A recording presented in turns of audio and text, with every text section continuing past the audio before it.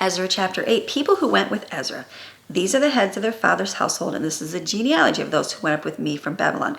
All right, this chapter gives a big, giant list of all the people that he did. Then it's got, he sends for the Levites, and then it says protection of God invoked. Then I proclaimed a fast there at the river so that we might humble ourselves before our God to seek from him a safe journey for us, our children, and all our possessions.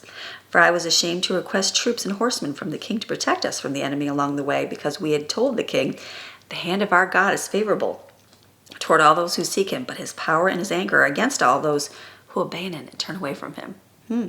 So we fasted and sought help from our God concerning this matter, and he heard our plea.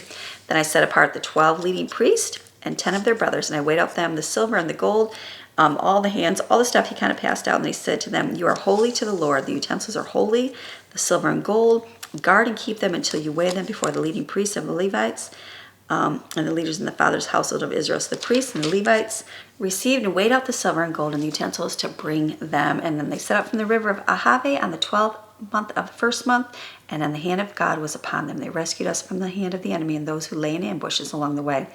God protected them the whole way, right? He came to Jerusalem and remained there for 3 days. Then the treasure is placed in the temple. On the 4th day, the silver and gold was all weighed out in the house of God. They placed it in the hand of Meremoth, the son of Uriah the priest, and with Eleazar, the son of Phinehas.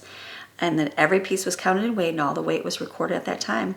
And the former exiles who had come from the captivity offered burnt offerings to the God of Israel with bulls for Israel, rams, lambs, and male goats for sin offering. All this was a burnt offering to the Lord, and they delivered the king's edicts to the king's satraps, lieutenants, and to the governor west of the Euphrates River, and they supported the people and God's house. All right, they got there. God took them into protection, and now they're going to keep moving forward. So a little bit shorter, but I'll see you tomorrow.